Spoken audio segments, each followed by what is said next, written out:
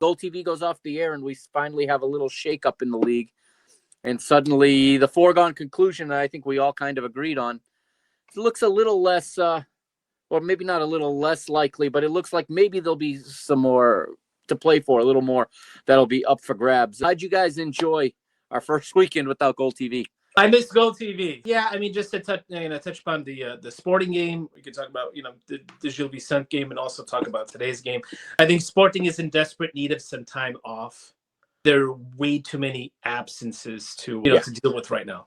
With Gil Vicente, we were already down some key players. We still put ourselves in a position to win, but it is sort of that red card was really damaging, and Gil kept on believing, and they ended up getting the tying goal. We're sort of also paying for what's happened over, I would say, like the last month or so, the Santa Clara games, though the controversy surrounding. I think that it's conditioning, how referees are now looking at Sporting games, because you could have certainly called the foul that preceded the Gil Vicente goal. As there was an elbow thrown Allison's way, and also, I mean, the red card, you can certainly dispute that because it looked like they were just jostling for position. So Sporting's not going to get the benefit of the calls right now. I don't think that's going to happen anytime soon. So it's really hard right now. Especially with Jenny down there. Jenny's coming back. So Jenny's coming back. With Diamande being out, and on top of all the injuries, then you had today, where you had two more guys go down. So this is Sporting. Again, today I thought they played even better than they did against Gil Vicente. They certainly could have won this game.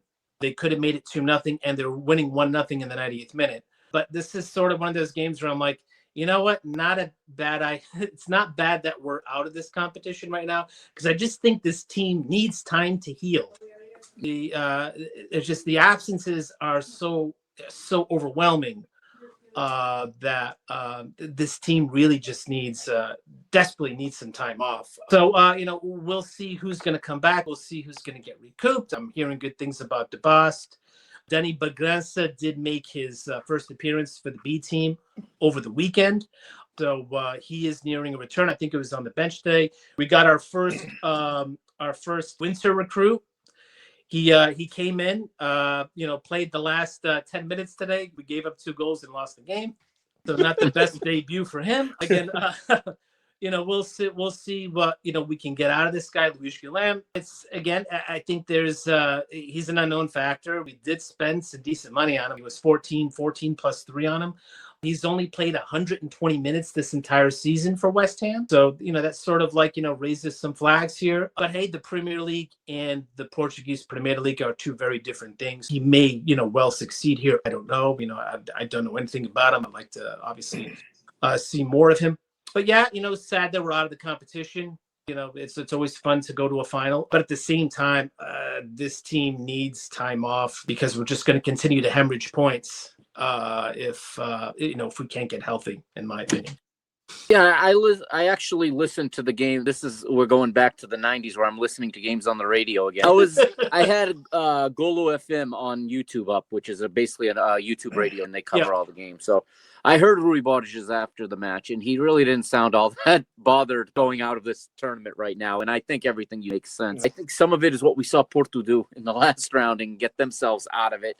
Maybe not intentionally, but not be too upset when it didn't go perfectly. Obviously, this is a big moment for Vitoria Sport Club. Passionate fan base. They have very few trophies in their museum, so they're going to be, this is a golden opportunity for them. In a fluky, situation with 2 goals in stoppage time, essentially, and just kind of blindsiding everybody with that result. But overall, we can move to the league game, but I want to get Mauricio's thoughts too, because you're also a Sporting fan, Mauricio, and a lot of times we put a hat of a different team on you. That's true. It's not fair. I want to get your thoughts on Sporting. I was getting ready to talk about Porto. So listen, Derek pretty much nailed everything on the head, and you could tell in that Gil Vicente game, and even today in the Taça, their legs are catching up to them in the second half of both of those games. And they're getting beat down. Humelin isn't even like almost, I wouldn't even say he's not the same player, but you could even tell he's off. He's losing a lot of the balls that usually you can trust him with. His passes aren't as crisp. So these guys, and whoever would have thought a guy that, you know, Rui Barge put out in the dust in St. Just is a guy that we wish we had right now with all those injuries that's happening in the back. It's incredible how things happen that way. But yeah, I'm with Derek. I'm actually kind of happy, and I probably shouldn't say this out loud, that they're actually out of the tournament because they do need a break. Because they were looking at another game, Saturday? If they would have won today. It would have been Saturday. And the next league game would have been the next few days or something like that. I think that the rest is more important, just to clear their heads, get their legs together. You know, hopefully, I'm not sure how that card works with Ignacio, if it counts for this Dasa game. I believe it did. So at least we get him back. Yeah, he couldn't play today, so I think that he'll be ready for Casapia.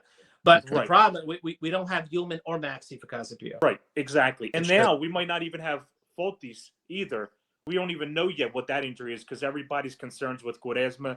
I just read today he's staying in the hospital overnight. He's actually getting surgery on it for what happened to him. So he got. We're not going to see him for a while. He's getting surgery tonight in the hospital. He's not even leaving Lady with the team or anything. I agree with Derek. Like we need to get our legs back. You know, I know the coach is doing everything that he can. I think the one thing that's just it keeps biting us in the foot is just we can't get that second goal. Suarez had so many chances today. Even in Gil Vicente, he had that one chance where you can get that second killer. And Rui Barge just said that. Rui You Barge have said to take exactly that. And I feel like all of his chances are going right at the goalie. It's like that second goal would have made a huge difference because let's say if Morita even scores that goal today, 89th minute. That was a credible save by Charles. Amazing. I like you just like your jaw drops. Like it makes it 2-0 Sporting in the 90th minute. You know, and it could change everything. So you know, things happen for a reason. Listen, Guimarães, all the credit to them. That I think it's Ndai came in as Oliveira got hurt. It's the only reason he came in, and he scores 2 goals in injury time. So listen, all the credit to them. They knocked out Porto. They knocked us out. You got to give them credit where credit's due. So listen, all the best to them. Yeah. Again, like we said, this is a huge moment for them, and they don't get many opportunities to play for a trophy. And if there's a fan base that deserves it, it's theirs. So they're not going to worry so much about the fixture congestion because this becomes, you know, basically the moment of their season now on Saturday where they could win this trophy. And really the celebrate, you want to legitimize this competition. You let someone else wins it and shows what it could mean to another club. I think could legitimize it more than our 3 clubs just rotating the trophy around. Sure. Yeah. All right.